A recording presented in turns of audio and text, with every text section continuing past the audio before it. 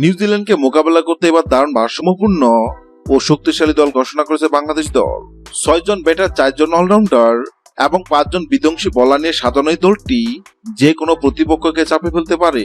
Opening এ দেখা যেতে পারে তরুণ আক্রমণাত্মক ব্যাটার তানজিম তামিম এবং সাইফ হাসানকে। দুজনেই শুরুতে দ্রুত রান তুলতে পারে, যা দলের জন্য বড় সুবিধা হবে।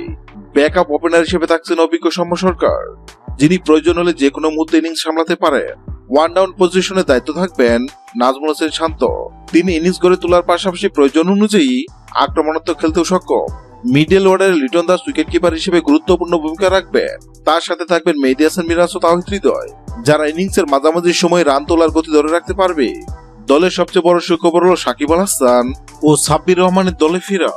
সাকিব তার অভিজ্ঞতা, ব্যাটিং ও বোলিং দুই দিক থেকে দলকে শক্তিশালী করবে।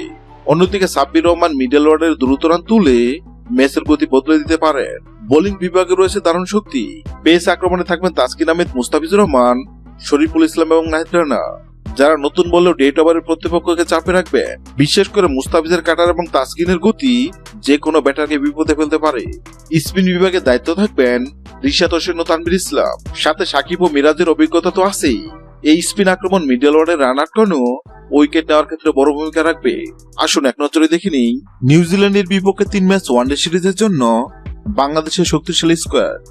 1 মেহেদী হাসান মিরাজ, 2 সাকিব আল হাসান, 3 তানজিদ হাসান তামিম, 4 সাইফ হাসান, 5 নাজমুল হোসেন শান্ত, 6 লিটন দাস, 7 তাওহিদ হৃদয়, 8 তাসকিন আহমেদ, 9 রিশাদ হোসেন, 10 মুস্তাফিজুর রহমান, 11 নাহিদ রানা, 12 সৌম্য সরকার, 13 শরীফুল ইসলাম, 14 সাব্বির রহমান, 15 তানভীর ইসলাম।